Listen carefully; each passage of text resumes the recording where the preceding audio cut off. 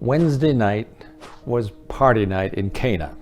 At least it was this particular Wednesday night because a blushing young bride, probably a girl of about 15 or so, was getting married.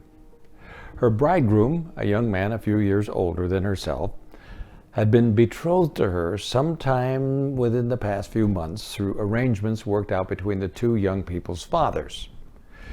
Jesus and Nathanael and Andrew and John and Peter and Philip had just arrived in town after a very long journey, and they were invited to be guests at the wedding.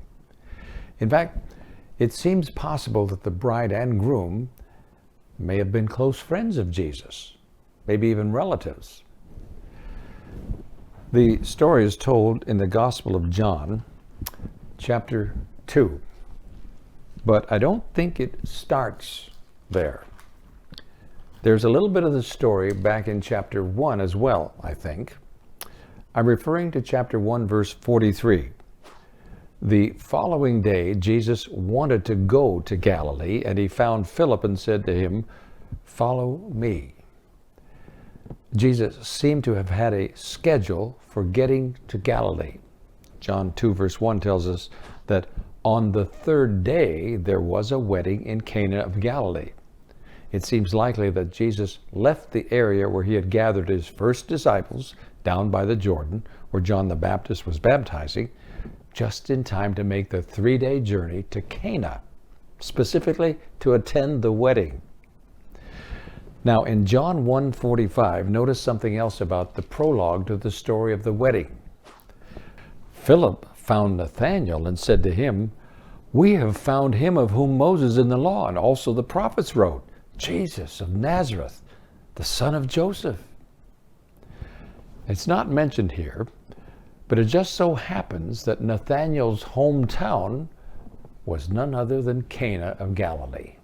Maybe that's why Philip thought of him when Jesus decided to head for Galilee. Could that be? Maybe. Anyway, it seems clear that Jesus found his way to the wedding celebration on purpose. He didn't just happen into town on an opportune moment. This story has something to do with our devotions this week, the joy of Jesus. And would you walk for 3 days to get to a wedding? I'm not sure I would.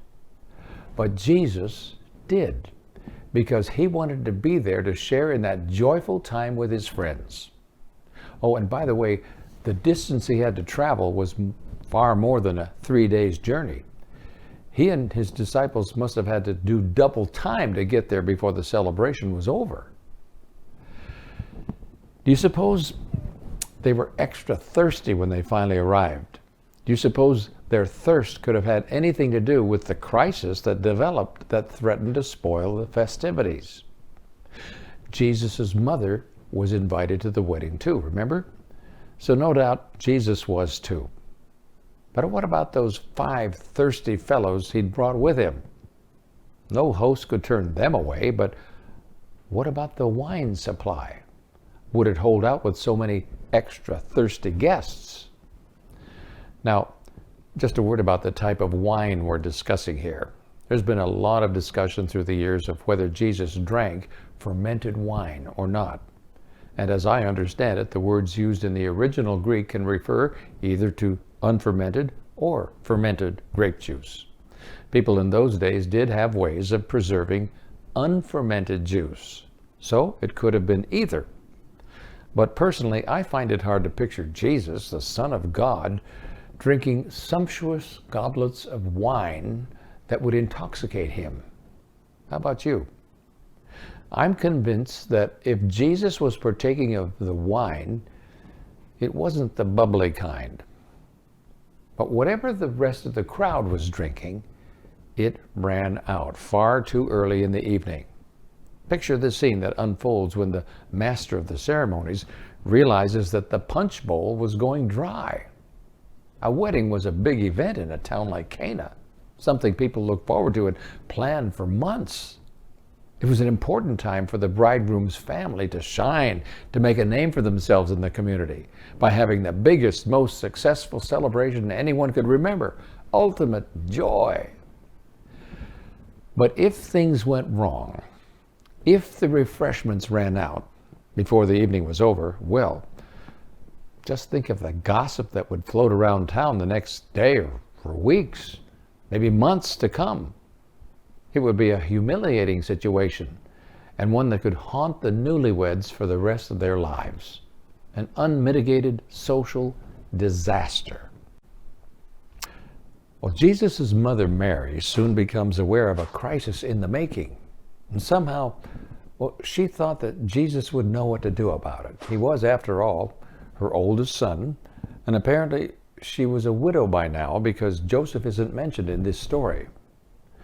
Now, you've no doubt heard this story before, but you know what Jesus did. But just for a minute, try to read this story with new eyes. Try to imagine what was running through Mary's mind and through Jesus' mind as the following exchange took place in John 2, verses 3 to 5. And when they ran out of wine, the mother of Jesus said to him, "They have no wine." Jesus said to her, "Woman, what does your concern have to do with me? My hour has not yet come." His mother said to the servants, "Whatever he says to you, do it." Now stop for a moment. Pretend you don't know the end of the story. Ask yourself, what did Mary expect Jesus to do about that situation? Did she expect a miraculous solution to the problem? Or was she maybe just suggesting gently to Jesus, you're the one that brought the 5 extra guests. Maybe you ought to send someone out to get some more punch. Were her words to the servants, "Whatever he says to you, do it," simply her way of authorizing them to follow Jesus' instructions to go buy more wine and put it on the family's tab? I don't know what Mary expected. I don't know what the servants expected or what the host expected. But I do know that they got something much better than they could ever have hoped for. Because Jesus turned water to new wine, new, fresh, invigorating, unbelievably sweet wine, the best anyone had tasted that night. Jesus didn't want the party to break up in disgrace. He didn't want his host to be embarrassed. He didn't want the bride and groom to lose face. He was attending a joyous event, and he wanted it to stay that way. And so he shared his joy in a unique and marvelous way that people still remember today. After all, Jesus had invented marriage way back in the Garden of Eden with Adam and Eve, and performed the very first wedding, the joyful culmination of creation. So now, here he was on earth, again at a wedding. Was Jesus happy? Oh, yes. There was a lot of joy in Jesus' life. He shared joy with thousands, here especially at a wedding in Cana. Because there was also trouble and sorrow ahead for his life, especially as he contemplated how it would end on a cruel cross. So listen carefully. I want you to notice something special about Jesus later. Even as he faced that horrible night of sorrow, notice something.